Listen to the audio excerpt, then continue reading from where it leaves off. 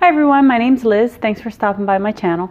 Today I'm going to show you some easy steps on how to make your own kombucha. If you've never heard of kombucha, it's basically a fermented tea that's carbonated. I would compare it to a fruity soda. It's real easy to make. It is a two-step process, so today I'm going to show you the first step. Let's go ahead and get started.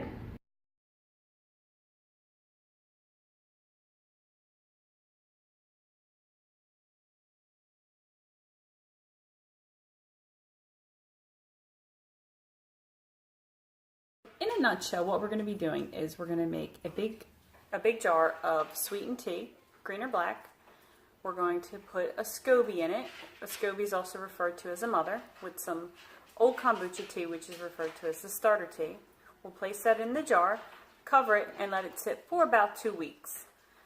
Once the 2 weeks is up, we'll strain that and then pour that into 3 smaller 16-ounce bottles. That will sit from anywhere from 3 to 7 days, and then you have your final product. It's really good. It's a great drink. It's gained a lot of popularity in the past few years, so I think you'll enjoy it. So let's go ahead and get started. Once you have all your supplies, the very first thing you want to do is wash your hands. Just make sure you do a really good job of washing your hands. Also make sure that you get all the soap off of your hands, because the soap can interfere with the growing of the SCOBY. Wondering, what's a SCOBY? Well, a SCOBY stands for a symbiotic colony of bacteria and yeast. I'm going to go ahead and show you one of mine. My hands are clean. It doesn't have to be big. Here's a SCOBY from an old batch I had. I've had this sitting in my cabinet for about a month or two. I also have some starter tea, which you can't really see there. So the brown that you see is totally fine. That's the yeast part. So what will happen is when we put this into our batch of kombucha, in a few days you'll start to see a SCOBY growing on the top. So the SCOBY grows to protect the liquid underneath of it while the kombucha is converting the sugar. The top SCOBY is what's referred to as the baby. And actually there's a lot of different things you can do with SCOBYs. The simple steps I promised you. We have our half-gallon mason jar, table sugar. It's important to use table sugar. You don't want to use honey, coconut sugar, what else? Maple sugar, just table sugar. And what happens is the SCOBY will convert the sugar. So essentially the SCOBY eats the sugar. So what I'm doing here is I'm putting 3/4 cup of sugar. SCOBY is going to basically eat the sugar and the tannins which are in the tea. So you'll have very little sugar left over, and most of the caffeine is going to be degraded as well. But you are welcome to use decaf if you want. I would recommend starting out with green or black tea. I think that the green tea grows the prettiest SCOBYs. Usually nice and white, nice and thick. But you can use black tea as well. Okay, so we have our half-gallon mason jar with the sugar. I'm going to add in about 2.5 cups of hot water.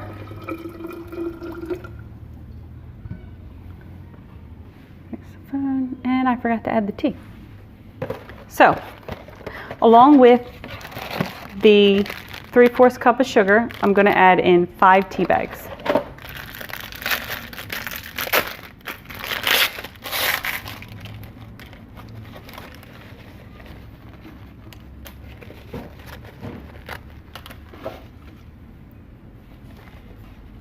You can use your wooden spoon to stir it up.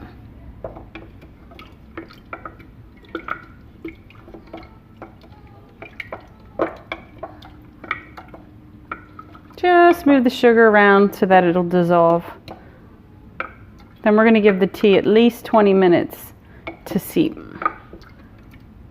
The tea I'm using today is green tea from Whole Foods. It's their organic 365 brand. I would recommend using organic, but that's up to you. The tea quality definitely matters, and that's another video I'll do in the future on my favorite teas, if you're interested. While I'm stirring this up, I was wondering, if you're watching this, do you currently make kombucha? Do you like drinking it? Love kombucha. Most of my kids love it too. Sometimes I actually have to hide it. And there have been times I've hit it and I couldn't remember I hit it. Okay, so we can see that. I'm going to let that sit for about 20 minutes and I'll be right back. Very important. Make sure you cover your jar while the tea's seeping. Fruit flies love kombucha. I'm just using a napkin. You could also use a plate and just set it on top so that the flies can't get into it. Okay, it's been a little over 20 minutes. I'm going to go ahead and strain the tea bags. I did want to say you can let the tea seep for longer if you want. I wouldn't let it go more than 12 hours. If it is going to go over that, then just go ahead and put it in the fridge. You don't want any mold to grow because that will definitely interfere with your product. So I'm going to go ahead and strain the tea bags. Hopefully you can see using my wooden spoon. Hands are clean, well rinsed. When I first started making kombucha, I would rinse everything with white vinegar. I guess I did that for about 6 months. But then after getting into the swing of things, I realized that I didn't have to do that because all my utensils and my hands were really clean. So feel free to do it if you want. I just rinse really well. Wash good and rinse really well. Okay. Here are my 5 tea bags. The tea. And so the reason that I brew the tea in here with just a little bit of water is so that once it's done seeping, I can add cool water to cool down the liquid, right, obviously. And then I can add my SCOBY. You don't want to add the SCOBY when the water's too hot or the tea is too hot because it can damage your SCOBY. And SCOBYs are precious, so let's take good care of them. So we have our tea. I'm going to go ahead now and add 4 cups of room temperature water.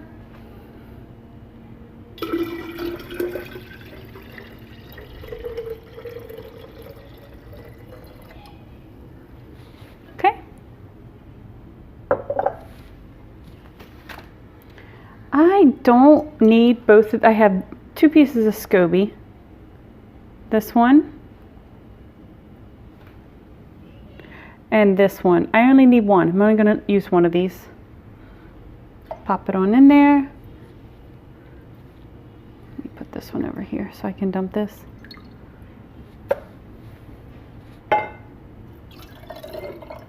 Pour my starter tea in there.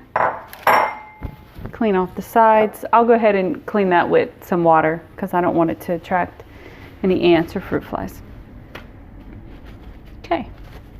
Once that's done, we're almost done, guys. On my napkin, I'm going to write the date. So today is September 14th, 2008. I'm going to let mine go until September 28th. 14 days. Can you see this? Okay, I'm going to screw on the lid. If you don't have a lid to the mason jar, you can also just use a rubber band. I like to use the napkins because I can write the date on it. But you could also use just a cloth, cheesecloth, a towel, really anything. But make sure it's on there securely because the kombucha at certain times of the year does attract fruit flies. And fruit flies are annoying, right? You definitely don't want them in your kombucha. So, we're done. You can leave your kombucha. Some people put it in a cabinet, or I just put it in the corner of one of my counters. You don't want it in direct sunlight. More things about the SCOBY. So when I put the mother SCOBY in, it floated to the top. Sometimes they will float to the bottom. Sometimes they will float in the middle, or it may even dance around and go up and down as the days go on. They do all kinds of things. Anyways, fine. You don't need it to float to the top because within a day or two, it will, the kombucha will start to form the baby on the top. So what's probably going to happen with this one is the baby will form on top of this, but it'll attach to the mother. And that's fine. I'll show you how to separate them in the next video. So thanks for watching. I hope you enjoyed this. Please leave me a comment if there's anything that you would like to learn more about concerning kombucha, and let me know how it went today if you gave it a shot. Thanks guys. Thanks for joining me today on my very first YouTube video. If you enjoyed the video, go ahead and hit that like button. If you want to learn more about kombucha or things related to kombucha, hit the subscribe button. I will be releasing a video every week. In addition to that, I'm going to do reviews on other kombucha brands. Don't forget to hit the little bell next to it so that you'll get a notification. And I would like to know more about you and your kombucha experience. Do you currently drink kombucha now? Have you ever tried making it? Do you make it now? Let me know. Thanks a lot. Bye.